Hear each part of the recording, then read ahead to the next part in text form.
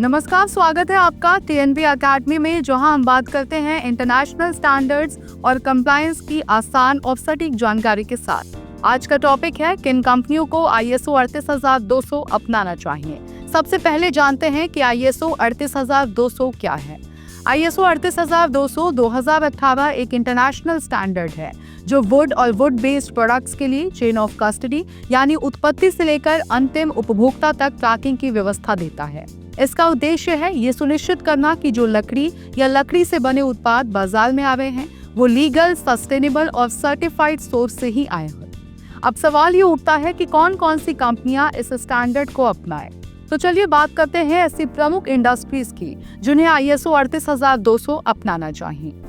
Furniture निर्माता यानी कि फर्नीचर मैन्युफैक्चरर्स। अगर आप टेबल, कुर्सी, अलमारी या कोई भी लकड़ी का फर्नीचर बनाते हैं तो ये स्टैंडर्ड आपकी ब्रांड वैल्यू को बढ़ा सकता है। ग्राहक सर्टिफाइड सोर्स से बने उत्पादों को ज्यादा भरोसे के साथ खरीदते हैं।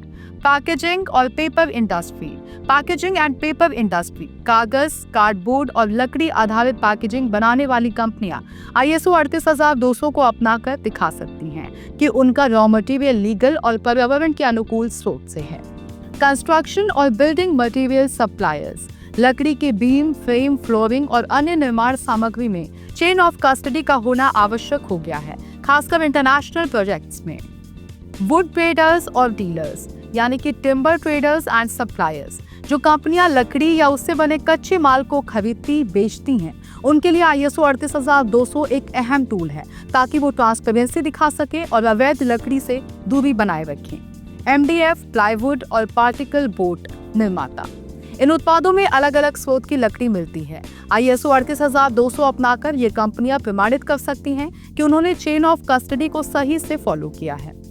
निर्यात करने वाली कंपनियां यानी कि एक्सपोर्टर्स। अगर आप अपनी लकड़ी आधारित प्रोडक्ट्स को यूरोप, अमेरिका या दूसरे देशों में भेजते हैं तो आईएसओ 38200 आपके लिए बहुत जरूरी है, क्योंकि वहां पर लीगल टिम्बर ट्रेड लॉस जैसे कि ईयू टिम्बर रेगुलेशन यानी कि ईयूटीआर और लेसे एक्ट लागू होते हैं। तो ये कहा जा सकता है कि आईएसओ 38200 न सिर्फ कानूनी और पर्यावरणीय दृष्टिकोण से जरूरी है, बल्कि आपकी कंपनी की छवि, मार्केटेबिलिटी और ग्राहक विश्वास को भी मजबूत करता है। तो दोस्तों, अगर आप उपरोक्त में से किसी भी इंडस्ट्री से जुड़े हैं तो आईएसओ 38200 आपके लिए एक स्मार्ट और जरूरी कदम हो सकता है। अगर आपको ये जानकारी उपयोगी लगी हो तो वीडियो को लाइक करें, शेयर करें और टीएनबी अकेडमी को सब्सक्राइब जरूर करें ताकि आपको मिले आईएसओ और कंप्लायंस से जुड़ी हर जानकारी, वो भी हिंदी भाषा में। मिलते हैं अगले वीडियो में, तब तक के लिए धन्यवाद और नमस्कार।